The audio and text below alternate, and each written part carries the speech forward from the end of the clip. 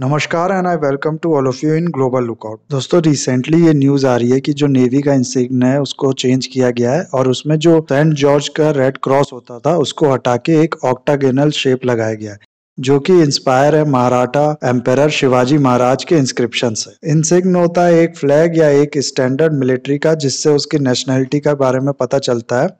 Indian army का इंसाइग्न अलग है, एयरफोर्स का इंसाइग्न अलग है और नेवी का अलग है। इसी नेवी के इंसाइग्न को चेंज किया गया है।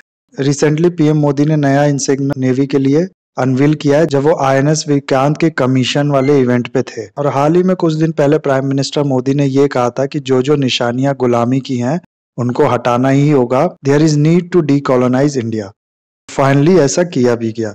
तो जानेंगे इसके बारे में इस वीडियो में। आईएनएस विक्रांत के बारे में भी जानेंगे और भी बहुत कुछ आप लोग को जानने को मिलेगा। बस एंड तक बने रहिएगा और वीडियो अच्छा लगे तो लाइक, कमेंट, शेयर, सब्सक्राइब जरूर करिएगा।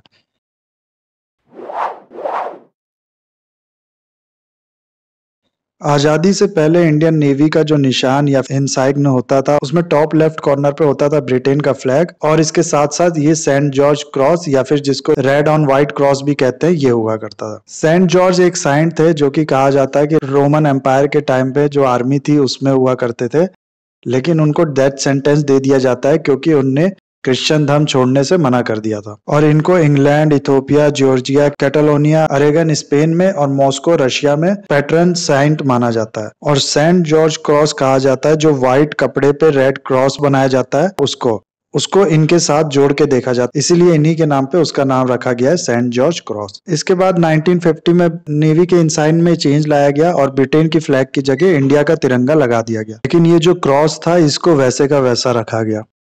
2001 में इसको दूसरी बार चेंज किया जाता है और इस समय अटल जी प्राइम मिनिस्टर थे। इस बार क्या किया जाता है कि इस पूरे क्रॉस को हटा दिया जाता है और इसकी जगह नेवल क्रेस्ट को लगा दिया जाता है, जो फ्लाई एरिया होता है फ्लैग का वहां पर। लेकिन फिर 2004 में दोबारा इसको चेंज करके ये क्रॉस लगा दिया जाता है नेवी हेडक्वार्टर के रिक्वेस्ट पे, और जो नेवल क्रेस्ट लगाया गया था इसको हटा दिया जाता है।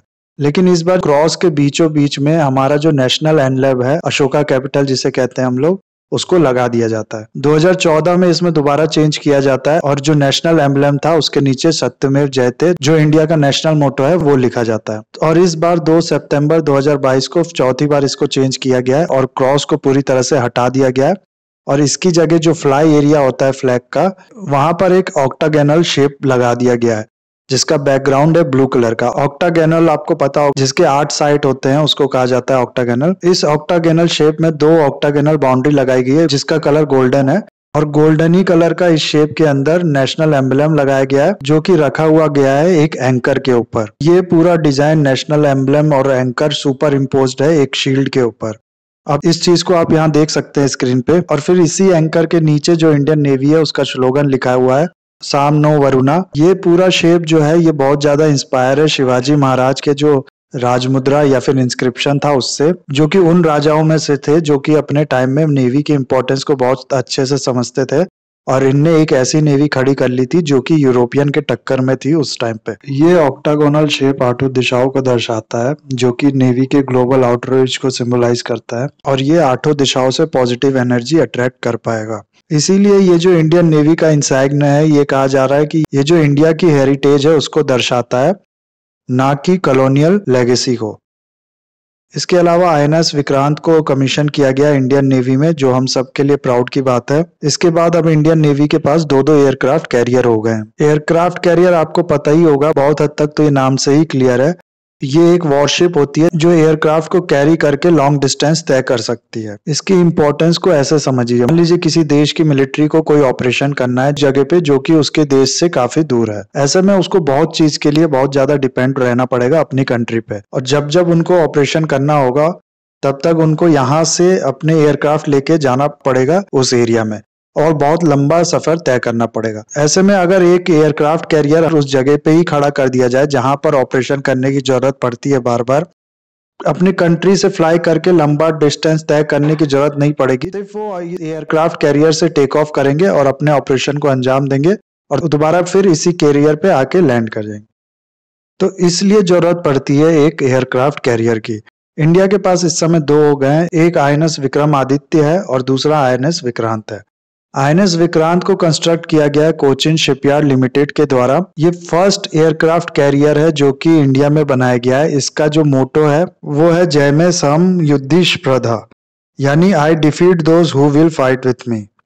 ये एक साथ 1700 ऑफिसर्स और पर्सनल्स को कैरी करने की कैपेबिलिटी रखता है। टोटल इसकी कैपेसिटी है 45,000 टन की। प्लस इसमें dedicated hospital, specialized cabin for womens, ये सब की फैसिलिटीज भी अवेलेबल है। इसमें टोटल 8 पावरफुल जनरेटर लगे हैं जो कि एक सिटी को कैपेबल है लाइटनिंग अप करने के लिए, जिसमें 2 मिलियन पीपल की पॉपुलेशन हो। 1999 से इस पे काम शुरू हुआ था। टोटल 23,000 करोड़ का खर्चा आया इसको बनाने में। इसमें जो कंपोनेंट्स लगे हैं उनमें 76% जो है इंडियन मेड्स कंपोनेंट्स लगे हैं। तो इसको बनाने में जो भी पैसा लगा है वो बहुत हद तक पैसा इंडियन इकोनॉमी में ही गया है। तो ये एक तरह से बहुत पॉजिटिव न्यूज़ है। दूसरा सवाल यहाँ ये है कि ये इतना इम्पोर्टेंट क्यों है। ये एक एयरक्राफ्ट कैरियर है, ठीक है, हम जानते हैं। हमारे पास एक एयरक्राफ्ट कैरियर पहले भी तो था, विक्रमादित्य। एक और हो गया, एक और बनाने की बात हो रही है। एक कुछ टाइम में हमारे पास 3 होगा। तो इसकी इतनी इंपॉर्टेंस क्यों है।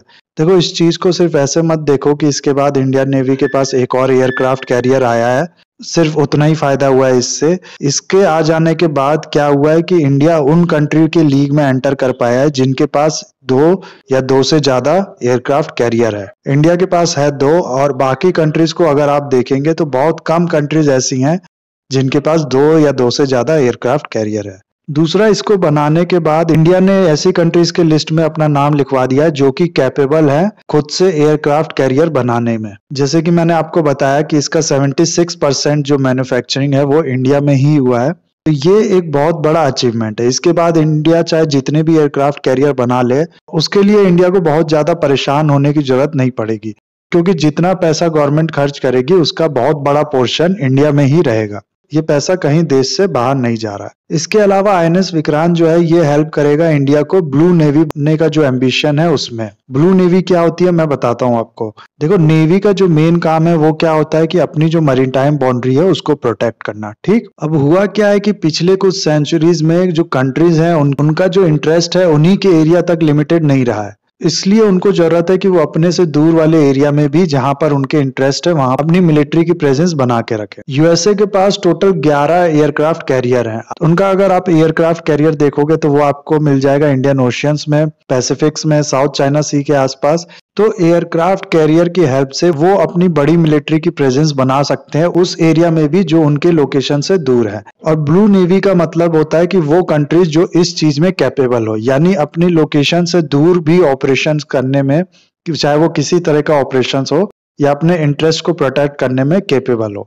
इंडिया के पास अब 2 एयरक्राफ्ट कैरियर हो गए हैं। वो अगर चाहे तो एक एयरक्राफ्ट कैरियर अपने कंट्री के पास यानी अरेबियन सी या बे ऑफ बंगाल में रख सकता है अपने डिफेंस के लिए, और एक एयरक्राफ्ट कैरियर वो भेज सकता है कहीं दूर जहां उसके इंटरेस्ट हो उसको प्रोटेक्ट करने के लिए। यानी कि इंडियन नेवी अब इंडिया के लोकेशन से दूर जाके भी अपने इंटरेस्ट को प्रोटेक्ट कर पा रही है, इसलिए उनको कहा जाएगा ब्लू नेवी। हालांकि इस ब्लू नेवी में भी अलग अलग रैंकिंग होती है जो कि डिपेंड करती है कि कंट्री कितनी ज्यादा कैपेबल है, कितने ज्यादा लोकेशन में एक साथ अपने इंटरेस्ट को प्रोटेक्ट करने में। तो सबसे नंबर 1 पे वो कंट्रीज होती है जो एक साथ कई लोकेशन में अपनी जो एयरक्राफ्ट कैरियर है वो रख सकती हैं।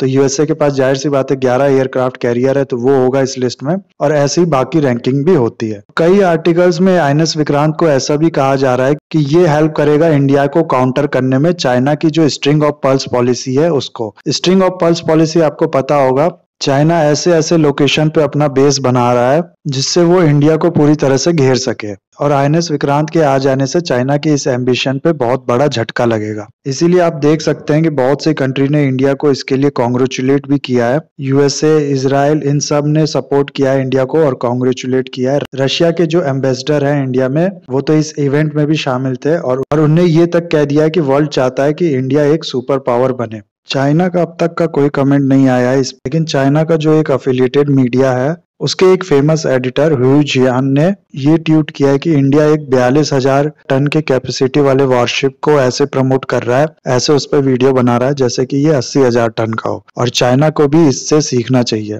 तो बहुत सरकास्टिकली इनने इंडिया पे कमेंट मारा है इस तरह से, और इनडायरेक्टली ये कहा है कि बहुत ज्यादा प्राउड फील करने की जरूरत नहीं है इंडिया को।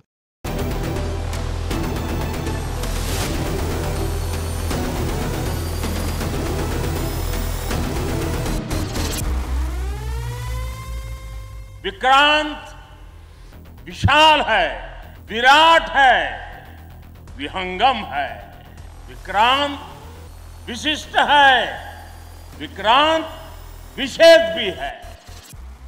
विक्रांत केवल एक युद्धपोत नहीं है, ये 21वीं सदी के भारत के परिश्रम, प्रतिभा, प्रभाव और प्रतिबद्धता का प्रमाण है।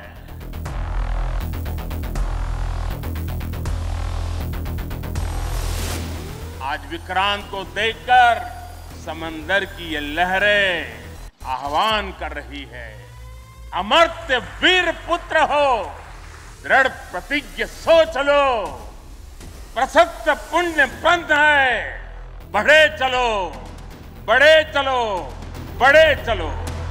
इतना ही था गाइस वीडियो में। आई होप ये वीडियो आपको अच्छा लगा होगा। इस वीडियो को लाइक, कमेंट, शेयर, सब्सक्राइब जरूर कीजिएगा। That's all for the video. Have a nice day. Take